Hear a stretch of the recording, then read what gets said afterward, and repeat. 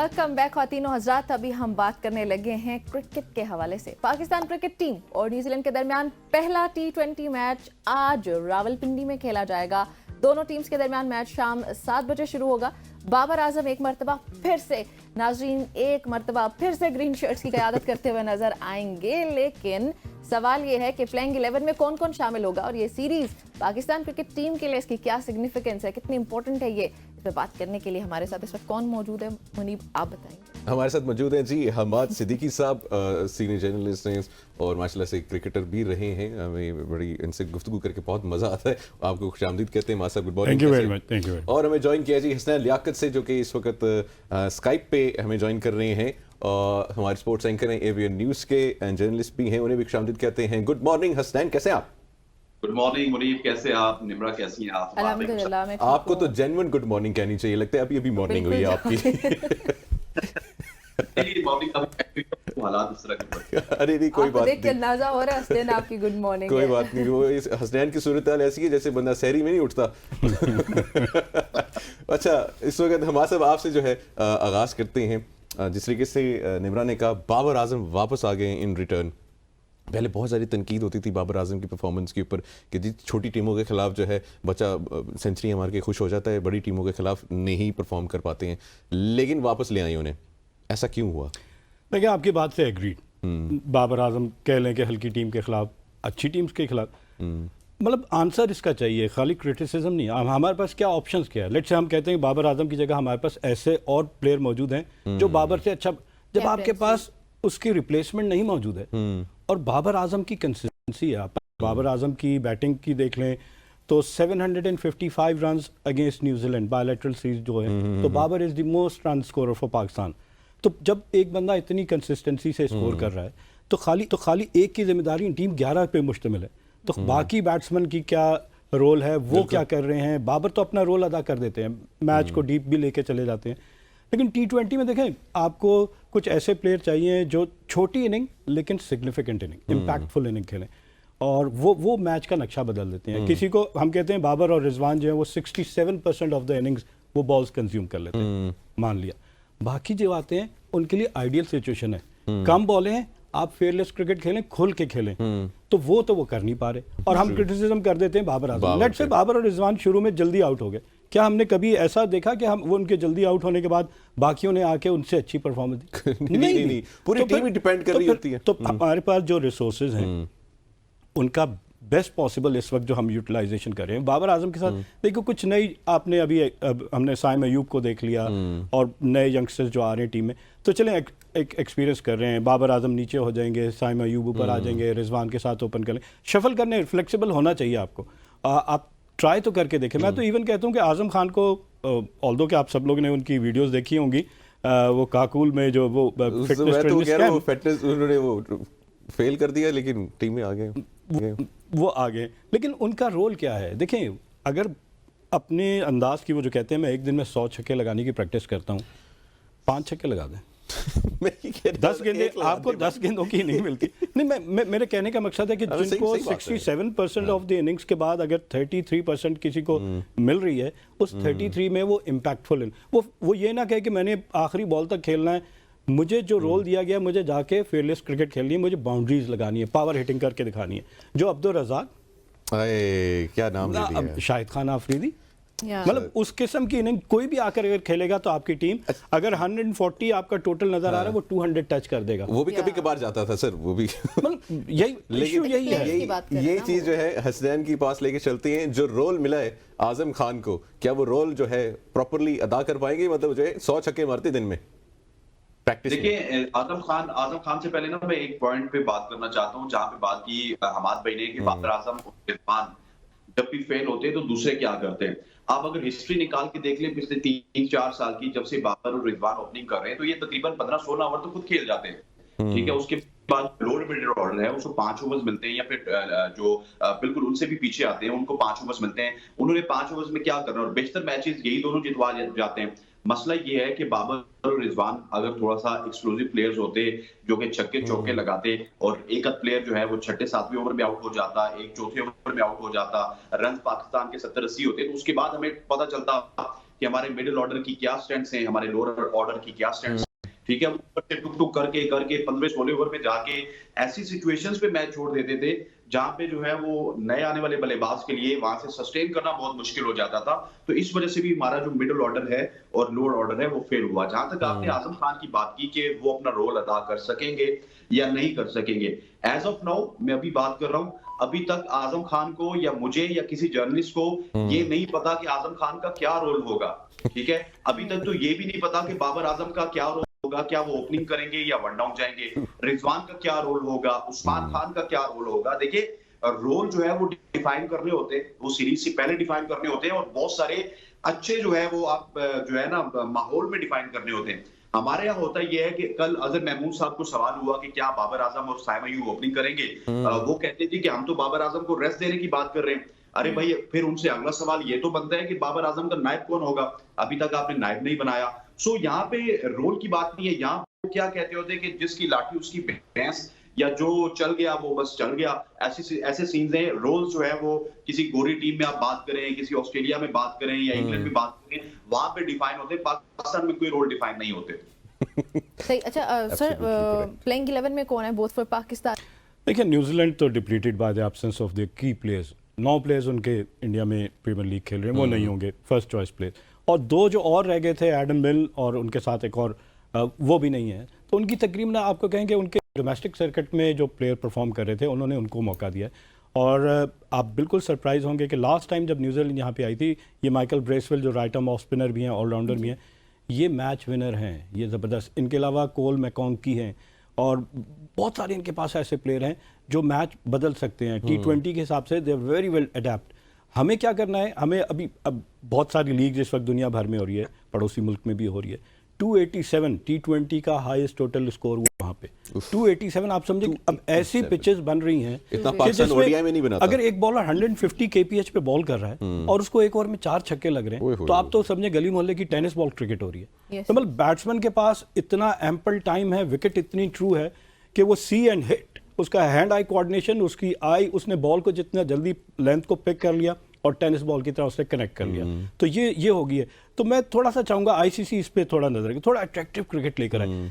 अगर एक bowler quality bowler है और वो इंडिया जैसी स्ट्रॉन्गेस्ट बैटिंग लाइनअप को ऑस्ट्रेलिया 37 ऑल आउट कर देती है इन टेस्ट क्रिकेट, और वही टीम T20 में उसी बॉलर को जो 150 to 155 kph बॉल कर रहा है उसे एक ओवर में 4 छक्के लगा, तो आईसीसी को थोड़ा सा पिचेज ऐसी बनानी चाहिए कि जहां मुकाबला नजर आए बैट और बॉल का, वो अट्रैक्टिव क्रिकेट होगी। ये नहीं कि एक क्वालिटी बॉलर है उसको आप आराम से मारें। Dennis Lillee Australian fast bowler, Pakistan आए 80s में टेस्ट क्रिकेट खेलने, फैसलाबाद में टेस्ट मैच हो रहा, प्लेसेंट टेस्ट मैचेस, और गुस्से में आके उन्होंने कहा मैं अपनी सास की कब्र यहाँ बनाना चाहूँगा।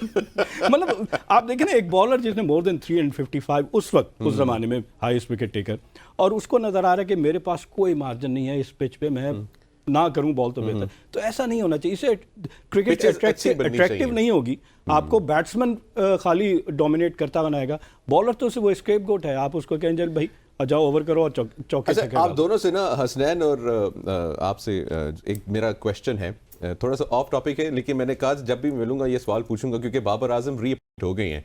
तो क्या शाहीन शाह अफरीदी की अपॉइंटमेंट में शाहिद अफरीदी का इन्फ्लुएंस था, हसनैन? देखिए ये तो हो ही नहीं सकता कि शाहिद शाह अफरीदी को शाहिद अफरीदी के पूछे बगैर कप्तान बनाया गया हो, क्योंकि उस वक्त शाहिद अफरीदी ने बहुत सारी मुलाकातें की थी ज़का अशरफ से, और उसी के बाद अचानक से एकदम से शाहिद शाह अफरीदी को कप्तान बना दिया गया था। फिर अभी शाहिद अफरीदी ने तो कुछ और कहा, लेकिन ज़का अशरफ ने तो सीधा सीधा यही कहा कि शाहिद अफरीदी आए थे, उनकी जो है वो एडवाइस पे मैंने शाहिद शाह अफरीदी को कप्तान बनाया था। तो ये शाहिद अफरीदी जो है वो बहुत बड़े लॉबिस्ट हैं, लॉबी अच्छी करते हैं और थोड़ा सा जो है बातें भी अच्छी कर लेते हैं। तो इस वजह से अभी सबको बता रहे हैं कि मेरी तो फर्स्ट मोहम्मद रिजवान थी, लेकिन डेफिनेटली उनके कहने पे ही शाहिद शाह अफरीदी को कप्तान बनाया गया था। सर देखिए, जब एक दफ़ा फैसला हो जाए ना, फिर उस पर इस तरह के एक्स प्लेयर जब आते हैं ना, अपनी स्टेटमेंट देते हैं, तो वो एक आपस में रिफ्ट हो जाती है प्लेयर्स की डिफरेंसेस। देखिए पहले बाबर आजम को हटाने से पहले बहुत सारा होमवर्क होना चाहिए था कि हम अगले 1 साल की 2 महीने की प्लानिंग करें, जो कि नजर आया सिर्फ 2 महीने 4 महीने बाद आपने हटा दिया। तो क्या वो बाबर आजम को हटाना गलत था या अब बाबर आजम को दोबारा लाना गलत है? तो यहाँ कन्फ्यूजन है। हमारा जो क्रिकेट बोर्ड है वो कोई ऐसे डिसीजन नहीं ले रहे थे हम कह के कोई आपको नज़र आया कि थॉट प्रोसेस इसके पीछे है। दुनिया की बहुत सारी टीम जब कैप्टनसी के मटेरियल को चेक करती हैं तो ग्रूम किया जाता है कैप्टन के साथ वाइस कैप्टन को कि यार ये जब रिटायर होगा ना, ये जब हम इसको कहेंगे कि अब आपका टाइम खत्म हो गया, तो दूसरा जो वाइस कैप्टन है वो उस वक्त तैयार होगा, उसके पास ये सारी मतलब डिसीजन मेकिंग वो टेक्निक सारी होंगी कि इस वक्त सिचुएशन के हिसाब से क्या। अभी क्या होता है कि अभी शाहीन शाह अफरीदी, जैसा हसनैन ने कहा कि प्रेस कॉन्फ्रेंस में सवाल हुआ कि बाबर आजम को रेस्ट करवाना है, तो रेस्ट करवाना है तो आपने नायब कप्तान तो कोई अनाउंस ही नहीं किया हुआ, कौन करेगा वाइस कैप्टनसी? बाबर आजम को आप बिठाएंगे तो उस मैच में कैप्टन कौन होगा? ये सारी चीज़ें हमारे क्रिकेट बोर्ड को मतलब मुझे नहीं समझ आती कि क्या चल रहा है। एक तो म्यूजिकल चेयर है कैप्टनसी के हवाले से। 90s के दौर की बात करें तो हमारी टीम में 8 कैप्टन हुआ करते थे, मतलब वसीम अकरम है, वकार यूनुस है, मोइन खान है, सईद अनवर, आमिर सोहेल, रमीज राजा, मतलब वो सारों के एक के बाद एक। जब ये सारे बार बार कैप्टनसी चेंज होती है तो इनकी आपस में यूनिटी खत्म हो जाती है, तो वो रिफ्ट आ जाती है। वो एक दूसरे को अपना वो समझ रहा था कि यार इसकी वजह से मेरी और फिर शाहीन की काउंटर में आमिर भी आ गए वापस। देखिए ना, इन दोनों की आपस में बाबर आजम के हवाले से आमिर की सबसे बड़ा क्वेश्चन मार्क आ जाता है, सबसे बड़ा आ जाता है। टीम जेलिन होनी चाहिए, टीम लड़ती हुई नजर आए, एज ए यूनिट लड़ती हुई ना। जब टीम में आपस में डिफरेंसेस होंगे वो सिर्फ अपनी परफॉर्मेंस की फिक्र बात करेगा। कीजिए तो शाहीन शाह अफरीदी एक बड़ा प्लेयर हैं पाकिस्तानी क्रिकेट टीम का, बाबर आजम बड़ा प्लेयर है, तो जब इस तरह के बड़े प्लेयर्स के दरमियान ही यूनिटी नहीं होगी तो फिर तो पीछे कुछ नहीं बनता। टीम का मतलब ही यही है कि जो सब मिल के परफॉर्म करते हैं। बिल्कुल ऐसा ही है, और मिल के परफॉर्म करने के लिए कैंप लगाया गया था जिसमें कहा गया कि आपस में यूनिटी हुई। लेकिन इस कैंप का दूसरा मकसद यह है कि फिजिकल फिटनेस, लोड मैनेजमेंट। हम कह रहे हैं कि बर्डन जो है हमारे की प्लेयर्स पे, उनको कहीं ना कहीं मैच में रेस्ट आना चाहिए। यानी कि पूरा साल आप एक ही सेट ऑफ प्लेयर्स को खिला रहे हैं तो वो बर्न आउट हो जाते हैं। तो लोड मैनेजमेंट, अब आपके पास अगर हारिस रऊफ नहीं है और वो ऑब्वियसली परफॉर्म भी नहीं कर रहे थे, शाहीन शाह अफरीदी आफ्टर हिज नी ऑपरेशन उनकी पेस कम हो गई है। पेस कम होने से उनकी इफेक्टिवनेस खत्म हो गई। तो मोहम्मद आमिर, मैं कहूँगा कि अब इसके पीछे जो भी थॉट प्रोसेस 2016 में जब उनको लेकर आए थे तब भी कहा गया था नहीं लाना चाहिए, लेकिन खैर अब ले आए हैं। लेकिन उनकी स्ट्रेंथ्स को देखा जाए कि उनके पास वो एक्सपीरियंस है कि जब बैट्समैन आपके ऊपर हावी होने चाहता है तो शाहीन अफरीदी को हमने देखा T20 वर्ल्ड कप, जब मैथ्यू वेड ने इनको बासानी छक्के लगाने से, वहाँ एक्सपीरियंस बड़ा मैटर करता है। वो एक्सपीरियंस बॉलर जो है उसके पास वो सारी ट्रिक्स होंगी कि मुझे अब बचना किस तरह है इस ऑन स्लॉट से। तो ये सारी चीज़ें हैं। मोहम्मद आमिर के आने से मेरे ख्याल से हमारा बॉलिंग अटैक बहुत बैलेंस हो चुका होगा। और साथ साथ अब्बास आफरीदी को मैं बहुत हाई रेट करता हूँ। मुल्तान सुल्तान की तरफ से खेलते हैं, उमर गुल के रिलेटिव हैं और बड़े अच्छे क्वालिटी फास्ट बॉलर हैं। तो ये नसीम शाह का वापस आना, ये पाकिस्तान के लिए बड़ी ब्लेसिंग है कि वो जो डेथ ओवर में बैक ऑफ द हैंड जो स्लोअर वन करते हैं, slower one back of the hand, नए बॉल्स के साथ जो सीम बॉल करते हैं वो तो करते ही हैं अनप्लेबल, लेकिन जब वो स्लॉग हो रहा था डेथ ओवर्स में, वहाँ उनका बड़ा कंट्रोल बढ़ा है। बॉलर का मेंटली बड़ा टफ होना चाहिए। ये नहीं कि एक दो छक्के उसको लग गए तो वो पैनिक कर गया, उसने कहा लो जी मेरा काउंट करता है। ऐसे ही है। और अच्छा हसनैन, आपकी तरफ आऊंगी, ये बताएं कि अभी वर्ल्ड कप से पहले इस सीरीज का आना, इसकी क्या सिग्निफिकेंस लगती है और खासतौर पे किन प्लेयर्स के लिए ये सीरीज जो है वो बहुत ज्यादा इंपॉर्टेंट है टू शो देयर परफॉर्मेंस? देखिए, सबसे पहले तो ये सीरीज पाकिस्तान के लिए सिर्फ इंपॉर्टेंट इस वजह से है कि इसमें मोहम्मद आमिर की वापसी है, इमाद वसीम की वापसी हो रही है। आपने पूछा कि सबसे पहले ये कितना सिग्निफिकेंट है। निम्रा, आप सवाल तो मिलियन है, लेकिन मैं थोड़ा सा आपको तारीख के जोरों में लेके जाऊंगा। हमने वर्ल्ड कप से पहले श्रीलंका के साथ भी सीरीज, एशिया कप और वर्ल्ड कप से पहले अमेरिका के साथ भी सीरीज, उनको बहुत ही जबरदस्त हमने शिकस्त दी थी। लेकिन उसके बाद एशिया कप श्रीलंका ने हमें शिकस्त दी थी और वर्ल्ड कप में पाकिस्तान ने हमें शिकस्त दी थी, क्योंकि हमारी तैयारी जो है वो उस लेवल की नहीं हुई थी। अभी भी जो जर्नलिस्ट है ना, वो यही कहते हैं कि बहुत अच्छा है न्यूजीलैंड की टीम यहाँ पे आई है, या फिर जो हमारे क्रिकेटर्स हैं हमें प्रैक्टिस का मौका मिलेगा। लेकिन ये न्यूजीलैंड की सी टीम कह सकते हैं आप, ये चले ना भी कहें, ये बी टीम है। इसमें आप उस तरह की जो है वो वैरायटी नहीं देखेंगे। ना इसमें केन विलियमसन है, ना इसमें एडम मिलर है, ना इसमें टिम साउदी है, इसमें मतलब डेलन मिचेल नहीं है, फिलिप्स नहीं है।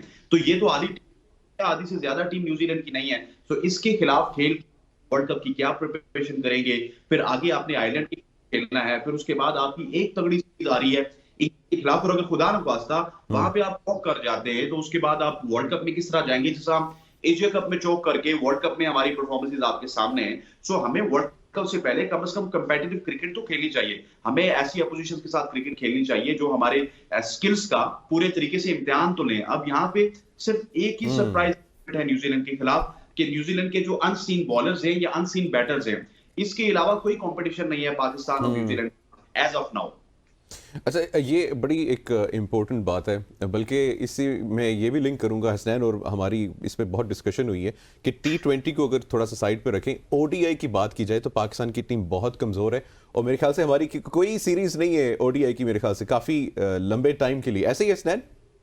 देखिए मुनीब, ओडीआई की सीरीज, ओडीआई की टीम हमारी कमजोर है, लेकिन आपको पता है कि हमें इसी तरह के धोखे में रखा गया था। सीरीज तो हमारी आगे कोई भी नहीं है, लेकिन इसी तरह के धोखे में हमें रखा गया था कि हम नंबर 1 आ रहे थे वहां पे।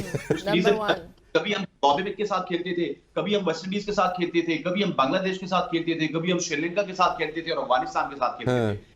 के साथ हम क्रिकेट खेलते नहीं है, ऑस्ट्रेलिया हम जाके खेलते नहीं उनके साथ ओडीआई, इंग्लैंड के साथ ओडीआई खेलते नहीं है, इन टीमों के साथ हम T20 खेलते हैं, वो भी कभी कभार। सो हमें धोखे में ना रखा जाए, हमें क्लैरिटी दी जाए एज ए स्पेक्टेटर भी। आपको पता हो कि आपकी टीम जो है वो तगड़ी अपोजिशन के खिलाफ खेल के नंबर 1 बनी है, ना वो ना वो गली मोहल्ले की टीम होती थी ना हसनैन, बचपन में ना वो गलियों में खेलते थे ना हम लोग, तो कभी कोई बड़ी टीम आ जाए ना बड़े लड़कों वाली, तो हम कहते नहीं इनसे नहीं खेलना, ये बड़े लड़के हैं। लेकिन वो आगे मसला ये है कि वर्ल्ड कप, एशिया कप में सारे ही बड़े लड़के हैं ना, वहां पे तो आपको पता है कि कोई भी बंदा जो है वो आपको छोटा लड़का कोई नहीं है। एशिया कप में, वर्ल्ड कप में हो गया, आपको इस तरह के इवेंट्स में बड़े लड़के मिलेंगे, मल्टीनेशनल टीम मिलेगी, और वो टीम्स बड़ी तगड़ी होती है, वो 5 साल 6 साल वर्क करके आती है ऐसे वर्ल्ड कप्स में। हमारी तरह नहीं है कि रातों रात जो है वो शाहिद शाह अफरीदी को कप्तान बनाया गया, फिर उनको उतार दिया गया, फिर बाबर आजम को कप्तान वापस बना दिया गया, बाबर आजम को कह रहे थे कि आप जाके हमें वर्ल्ड कप नो दिखाएं, ऐसे नहीं होता। कंसिस्टेंसी और no thought process, nothing. Exactly. अच्छा, इस वक्त रिफ्ट्स हैं टीम में, ठीक है, टीम में हैं रिफ्ट्स, आप इस चीज़ को निगलेक्ट नहीं कर सकते। शाहीन शाह अफरीदी की हो, बाबर आजम की हो, ये रिफ्ट्स हैं, और भी रिफ्ट्स हैं टीम के अंदर। और अगेन मजे की बात जो है, आपने अमेरिका जाके बड़े लड़कों से T20 वर्ल्ड कप खेलना है। देखिए जिम्मेदार कौन है, ये रिफ्ट क्रिएट किसने की है? क्रिकेट बोर्ड ने की है बेसिकली। आप शाहीन शाह अफरीदी को पूरा मौका ही नहीं दिया आपने, कि आप अपने बनाया था ना, आप उसको पूरा मौका देते, ना डिलीवर करता, फिर आप एक सीरीज के बाद आप उसको हटा दिया और दोबारा बाबर आजम को ले आए। तो आपने खुद से बाबर और शाहीन के आपस के ताल्लुकात को आपने बर्बाद कर दिया। फिर फुप्पो का किरदार अदा करके आमिर को ले आए। अच्छा, आमिर को ले आए। बाबर आजम के हवाले से पाकिस्तान सुपर लीग में क्या कहते रहे सबको पता है। इमाद वसीम डिलीवर करते रहे, उनको नहीं खिलाया गया लास्ट T20, जब सारी दुनिया कह रही थी इमाद वसीम और शोएब मलिक, एक्सपीरियंस चाहिए था हमको डाउन द ऑर्डर, नहीं लेकर गए। मतलब जब आपकी अपनी लाइक्स एंड डिसलाइक्स चल रही होंगी, आपकी फर्स्ट प्रायोरिटी आपकी कंट्री नहीं है कि यार मेरी बेशक इससे नहीं बनती, लेकिन ये पाकिस्तान के लिए मैच जिता सकता है, मुझे इसको टीम में चाहिए, ये सोच आनी चाहिए, तब आपकी टीम लड़ती हुई नजर आएगी। दोनों टीमों के लास्ट 5 मैच देखे जाएं तो न्यूजीलैंड भी 5 में से 4 मैच हारी हुई है और पाकिस्तान भी अपने 5 में से 4 मैच हारी हुई। लेकिन जो T20 की रैंकिंग है उसमें New Zealand are at number 4 and Pakistan at number 5।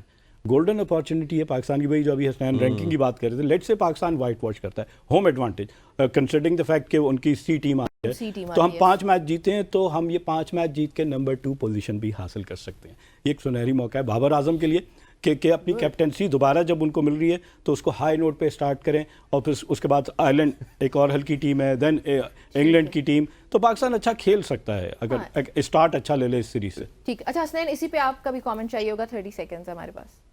देखिए इस पे मेरा कमेंट क्या कर रहा है, इसी तरह हम नंबर 1 नंबर 2 पे गए थे, क्या हुआ था, लेकिन एक सवाल कुछ मीम्स आ रही है ज़हन में जो कि कहीं नहीं जा सकती। मुनीब और निमरा में 30 सेकंड मुझे दीजिएगा। जो मॉर्निंग शो होस्ट होता है ना, वो ऑलराउंडर होता है, उसे हर चीज का पता होता है। अगर मुनीब और निमरा को ये पता है कि टीम में रिफ्ट मौजूद है, लेकिन कल बाबर आजम से जब सवाल हुआ तो उसने कहा जी कि ये आप जर्नलिस्टों ने जो है वो बनाया हुआ है, आप जर्नलिस्ट इस तरह की खबरें फैलाते हैं। तो भाई अगर हम जर्नलिस्ट ही कहते हैं कि टीम में रिफ्ट है, अगर आप में और शाहीन में रिफ्ट नहीं है, तो आप हमारे सामने आके बैठ के जवाब दे दें कि नहीं हमारे यहाँ रिफ्ट नहीं है। आप जवाब भी नहीं देते हैं और फिर आके इल्जाम जर्नलिस्टों पे लगा देते हैं। या फिर ऐसा करें ना जैसे शेर अफजल ने गौहर के साथ किया था, स्क्रीन के ऊपर आके जो है ना वो बता दे कि जी हमें मोहब्बत है, गले लगा लो। चले हसनैन और हमाद साहब, आपका बहुत बहुत शुक्रिया ज्वाइन करने के लिए। और तीनों हजरात, हम तो चाहते हैं जी कि पाकिस्तान क्रिकेट जो है वो बहुत ऊपर जाए, लेकिन ये कहीं और ही ऊपर जा रही है फिलहाल। और अल्लाह कह रहे जी कि ये जो रिफ्ट्स हैं या जो भी एक यूनिट बन के जो है वर्ल्ड कप में जाएं और इंडिया को हरा कराएं। बिल्कुल ऐसा ही है। प्रोग्राम में ब्रेक शामिल करते हैं।